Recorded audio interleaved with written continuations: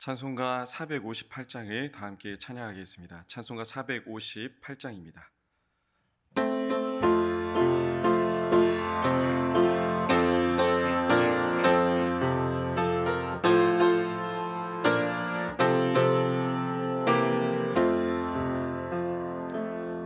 너희 마음에 슬픔이 가득할 때 주가 위로해 주시리라.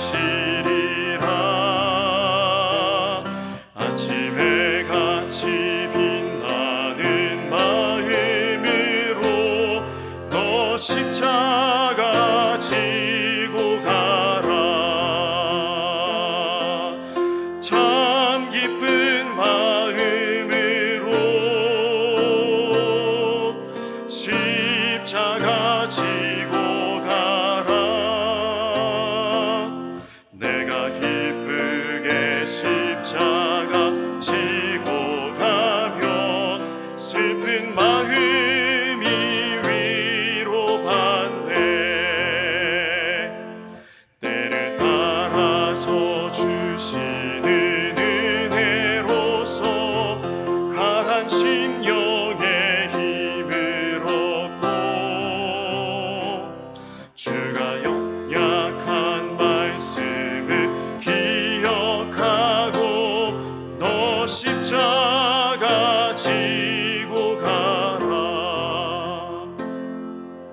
참 기쁜 마음으로 십자가 지고 가라. 내가 기쁘게 십자가 지고 가며 슬픈 마음이 위로받네. 내가 맡은 일 성실히 행할 때에 주님 앞에서 상 받으리. 주가 베푸신 은혜를 감사하며 너 십자가 지고 가라. 참 기쁜 마음으로 십자가 지고 가라. 내가 기쁘게 십자가 지고 가며 슬픈 마음이 위로받네. 아멘. 함께 기도할 때 먼저 오늘도 우리를 깨우시고 불러주신 하나님께 감사와 영광의 기도를 드리겠습니다. 이어서 교회를 위해서 기도하실 때 특별히 교회를 이끄시는 박규성 위임 목사님의 영육간의 강건함을 위해서 교회의 모든 부서와 지체들이 사랑과 하나님의 은혜로 협력하여 선을 이루는 공동체들이 될 수 있도록 교회를 위해, 교회 공동체들을 위해서 기도하겠습니다. 마지막으로 2026년도 하나님 안에서 기쁘게 십자가 지고 가는 내 삶을 놓고 함께 합심해서 기도하겠습니다. 다 함께 합심해서 기도합니다.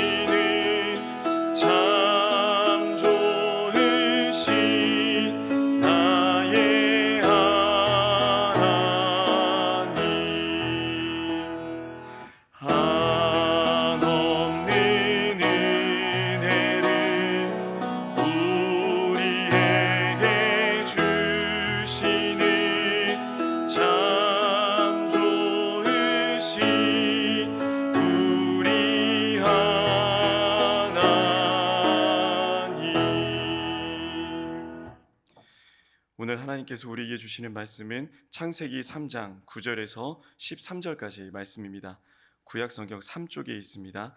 하나님의 말씀을 함께 교독하여 읽겠습니다. 제가 먼저 9절 말씀을 읽겠습니다. 여호와 하나님이 아담을 부르시며 그에게 이르시되 내가 어디 있느냐.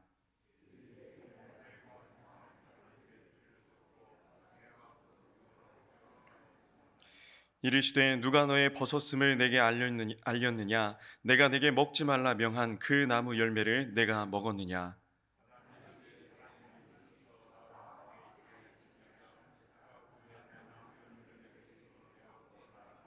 함께 읽습니다. 여호와 하나님이 여자에게 이르시되 내가 어찌하여 이렇게 하였느냐. 여자가 이르되 뱀이 나를 꾀므로 내가 먹었나이다. 1994년에 김건모라는 가수가 핑계라는 노래를 발표한 적이 있습니다. 무려 180만 장의 음반이 팔렸고 그해 1위를 차지했습니다. 아마 레게 음악이 생소했던 그때에 이 핑계라는 노래 때문에 레게 음악이 대한민국을 흔들었던 기억을 가지고 계실 것입니다. 가사가 이렇습니다. 내게 그런 핑계 대지 마. 입장 바꿔 생각을 해봐. 지금 네가 나라면 웃을 수 있니? 가사 기억나시나요? 핑계. 사전적인 의미는 다음과 같습니다.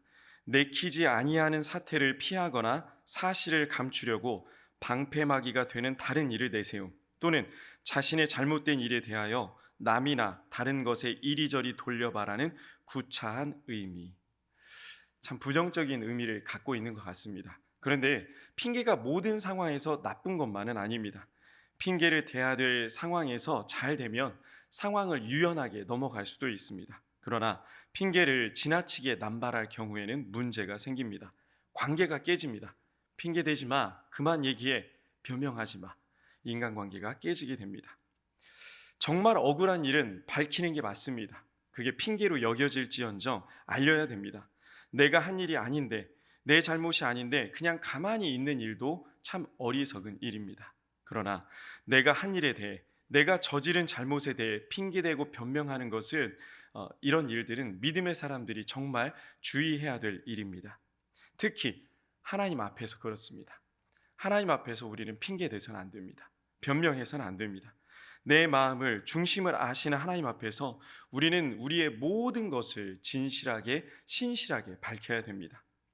이 하나님 앞에 진실로 나아가지 못하고, 진실되이 하나님 앞에 나아가지 못하고 핑계대고 변명하다 보면은 죄의 가장 무서운 요소인 자기 합리화에 날개를 달아주게 됩니다.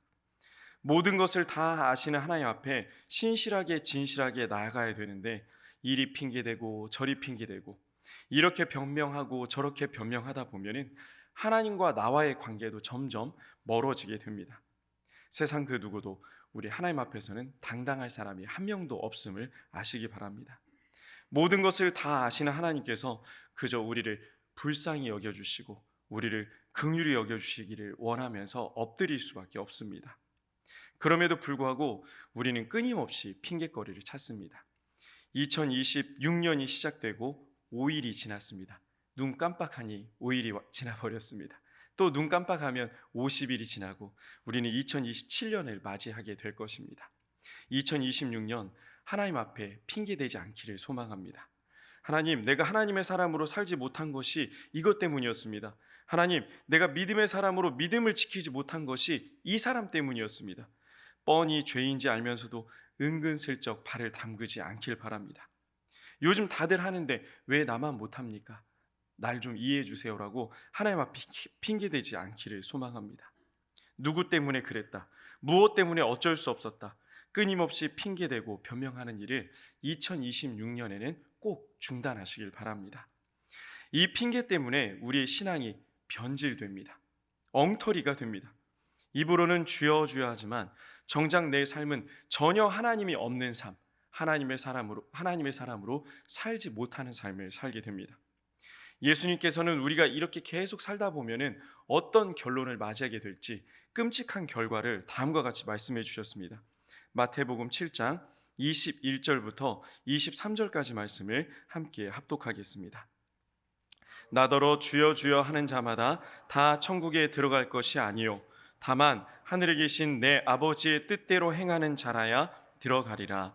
그날에 많은 사람이 나더러 이르되 주여 주여 우리가 주의 이름으로 선지자 노릇하며 주의 이름으로 귀신을 쫓아내고 주의 이름으로 많은 권능을 행하지 아니하였나이까 하리니 그때에 내가 그들에게 밝히 말하되 내가 너희를 도무지 알지 못하니 불법을 행하는 자들아 내게서 떠나가라 하리라. 정말 무서운 말씀입니다. 주여 주여 한다고 하나님께서 다 된다고 하지 않는다는 말씀입니다. 선지자일지라도 주의 이름으로 귀신을 쫓아냈을지라도 주님께서 네가 나와 무슨 상관이야 할 수 있다는 겁니다. 인류 최초의 죄는 하나님과의 약속을 깨뜨리면서 지어지게 됐습니다. 먹지 말라는 선악과를 먹은 것입니다. 이미 일어난 일에 대해서 우리가 만약에 이랬다면 어땠을까라고 상상해 보는 것이 참 의미 없고 어리석은 일이라고 하지만 성경을 읽을 때에 이 만약에라는 이야기가 이런 상상력이 성경을 입체적으로 읽고 묵상하는데 조금 도움을 주기도 합니다. 만약에 선악과를 먹은 아담과 하와가 하나님 앞에 하나님을 만났을 때 핑계대지 않고 변명하지 않고 솔직하게 진실하게 하나님 앞에 통회하고 자복하며 회개했다면 어떻게 됐을까요? 이런 생각을 해본 적이 있습니다. 아담과 하와는 하나님과 함께하는 사람이었습니다. 하나님과 직접 이야기했고 하나님과 친밀한 사이를 누리고 있었습니다. 역사상 그 누구도 아담과 하와만큼 하나님과 가까웠던 사람이 없습니다. 그래서 하나님에 대해 그 누구보다 잘 알고 있었습니다. 하나님께서 무엇을 원하시고 어떤 것을 좋아하시고 어떤 것을 싫어하시는지 그 누구보다 잘 알고 있었습니다. 그런 아담과 하와가 하나님께서 딱 한 가지 금지하신 것, 하나님과의 약속을 깨트려 버렸습니다.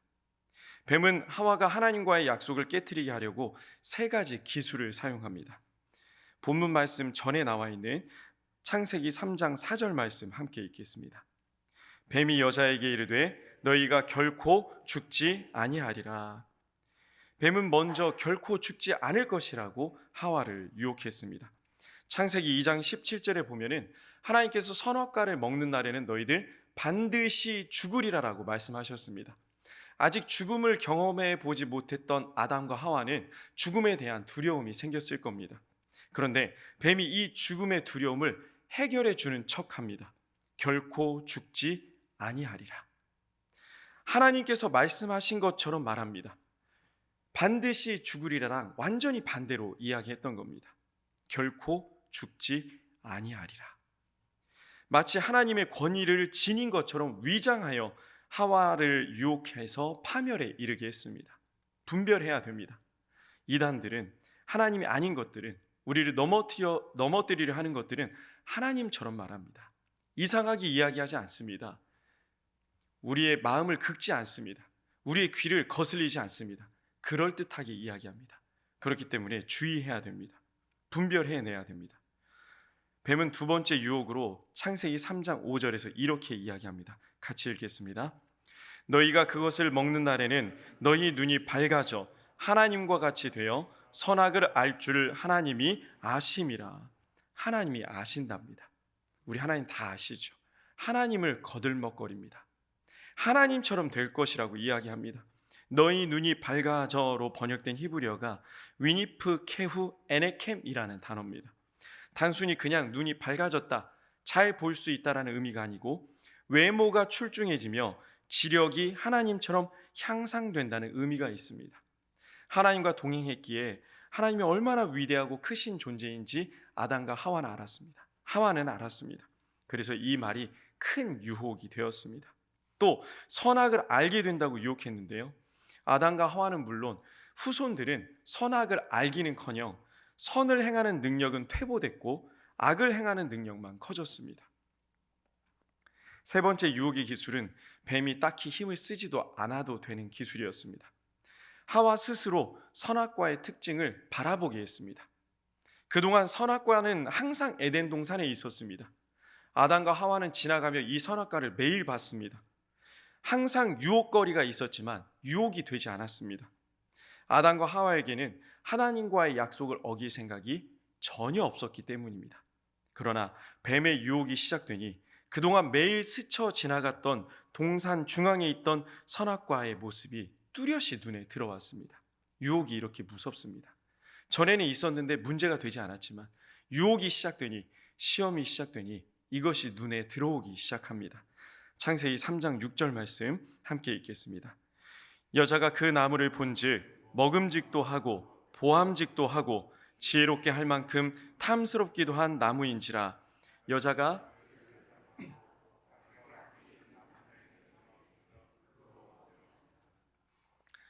제가 여러 번 말씀을 전할 때 언급했지만 사단은 더럽게 냄새나고 추잡스러운 걸로 우리를 유혹하지 않습니다. 종종 그럴 때도 있지만 대부분 이런 것들로 우리를 유혹하지 않습니다. 왜냐하면 이런 것에 우리가 넘어가지 않을 줄 알기 때문입니다. 대부분 보암직도 하고 먹음직도 한 그럴듯한 것으로 우리를 유혹합니다. 심지어 이것으로 하나님께 영광을 돌릴 수 있다라고 우리를 유혹합니다. 말씀으로 분별해내야 됩니다. 잠시 절제해야 됩니다. 잠시 멈출 줄도 알아야 됩니다. 이 이야기는 기도하라는 말씀입니다. 하나님 앞에 엎드려야 됩니다. 하와는 이 먹음직도 하고 보암직도 한 지혜롭게 할 만큼 탐스럽기도 한 이 나무의 열매를 남편인 아담에게 나누어 주지 않을 수 없었습니다. 줄 수밖에 없었습니다. 사랑했기 때문입니다. 하나님과의 언약을 깨트린 아담과 하와는 영적 순결을 잃고 영혼이 죄악으로 물들게 됐습니다. 수치심이 생겼습니다. 전에도 알몸이었지만 이 알몸이 부끄럽지 않았습니다. 그런데 이제는 부끄럽게 됐습니다. 그래서 무화과 나뭇잎으로 하나님께서 말씀하신 적도 없는, 주신 적도 없는 옷을 만들어 입었습니다.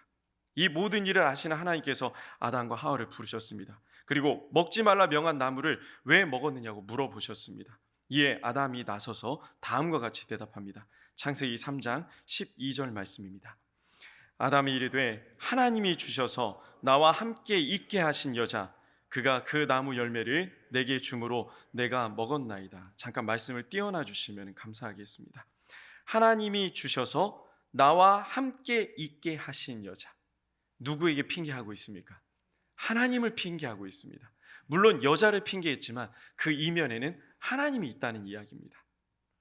하나님이 주신 여자. 창세기 2장 23절에 아담이 어떻게 이야기합니까? 하와를 내 살 중에 살이요 내 뼈 중에 뼈라고 고백합니다. 네가 나다, 내가 너다. 그리고 이 하와를 주신 하나님께 감사하는 내용이 담겨 있는 거죠. 그런데 이제 하와를 핑계대며 더 나아가 하와를 주신 하나님을 핑계하고 있습니다. 적반하장의 모습을 보여주고 있는 겁니다. 선악과를 먹은 책임이 자신이 아닌 하와에게 있고 더 나아가 하와를 자신에게 주신 하나님께 책임이 있다고 강력하게 항변하고 있는 겁니다. 하나님 앞에 엎드려도 모자른데 하나님 앞에 핑계대고 있는 겁니다. 하나님께서 아담의 말을 듣고 아담을 바로 징계하지 않으셨습니다. 이번에 누구에게 물어보셨을까요? 하와에게 물어보셨습니다. 그런데 하와는 또 이렇게 대답합니다. 본문 13절 말씀입니다. 여호와 하나님이 여자에게 이르시되 내가 어찌하여 이렇게 하였느냐? 여자가 이르되 뱀이 나를 꿰므로 내가 먹었나이다. 하나님이 몰라서 물어보셨을까요? 하나님 모든 걸 다 아시는 분이십니다. 왜 물어보셨을까요? 무엇 때문에 물어보셨을까요? 기회를 주신 것입니다. 어떤 기회입니까? 회개할 기회입니다. 돌이킬 수 있는 기회를 2번이나 주셨습니다. 그러나 아담도 하와도 똑같이 핑계대고 똑같이 변명했습니다.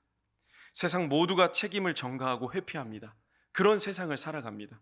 그런데 나만 솔직하게 정직하게 고백하는 것이 억울할 수 있습니다.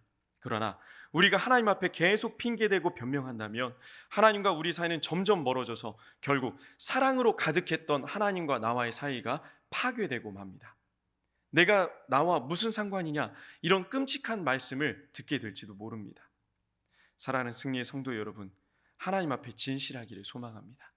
하나님 앞에 정직하기를 소망합니다. 이 일이 쉽지가 않습니다. 저희 아들이 돌이 됐을 때, 1년이 됐을 때 돌잔치를 했습니다. 하루 종일 긴장하고 또 속도 부글부글 거리는데 아이를 안고 엘리베이터를 탔습니다. 아들과 저밖에 없었습니다. 그래서 시원하게 방귀를 꼈습니다. 아무도 안 탈 줄 알았는데 엘리베이터 문이 열리고 아가씨 2명이 타더라고요. 타면서 갑자기 코를 윽 하고 막는 거예요. 제가 어떻게 했을까요? 아이고 제가 했습니다라고 했을까요? 아닙니다. 아이고 우리 아들이 배가 많이 아팠나 보네. 아이가 방귀를 낀 것처럼 핑계를 댔습니다. 눈에 넣어도 아프지 않을 내 자식을 핑계 삼아 그 수치를 피하려고 했던 것이 저였습니다. 우리의 모습이 그렇습니다. 아무리 사랑해도, 아무리 결단해도, 아무리 엎드려도 수치의 순간이 오면 핑계를 댑니다. 어떻게 해야 될까요? 어떻게 살아야 될까요? 하나님 앞에 엎드리는 방법밖에 없습니다. 다윗은 충직한 우리아의 아내 밧세바를 자신이 취하기 위해서 최전선에 세워 우리아를 죽였습니다. 이 끔찍한 죄악 가운데 평생을 하나님의 사람으로 살았던 다윗이 죄의 눈이 가리워져서 회개는커녕 핑계는커녕 아무 생각도 안 합니다. 아무 일도 없던 것처럼 살아갑니다. 나단 선지자가 찾아와서 다윗의 이 끔찍한 죄악을 책망하고 나서야 깨닫게 되었습니다. 시편 51편에 보면은 다윗의 이 고백이 나와 있습니다. 이때서야 깨닫고 하나님 앞에 엎드립니다. 시편 51편이 총 19절로 되어 있는데요. 오늘 집에 가셔서 꼭 읽어보셨으면 좋겠습니다. 이 시편 51편을 좋은 씨앗이라는 CCM 그룹이 찬양으로 이렇게 만들었습니다. 한번 들어보셨을 텐데요. 하나님이시여 나의 모든 죄를 도말하소서. 한번 들어보셨나요? 유튜브에 시편 51편이라고 검색하시면 나오실 겁니다. 마지막 후렴 부분이 이렇습니다. 나의 주 하나님이시여 내 안에 정한 마음을 창조하시고 내 안에 정직한 영을 주사 새롭게 하옵소서. 나의 하나님이시여 나를 우슬초로 정결하게 하시고 주님의 구원의 즐거움을 내게 회복시켜 주소서. 하나님 앞에 신실하게 진실하게 사는 2026년이 되기를 소망합니다. 그리고 우리 평생이 이렇게 하나님 앞에 새롭게 되는 회복되는 평생을 살아가기를 간절히 축복합니다. 기도하겠습니다. 사랑의 하나님 아버지, 오늘도 우리를 새벽에 깨워주시고 불러주셔서 감사합니다.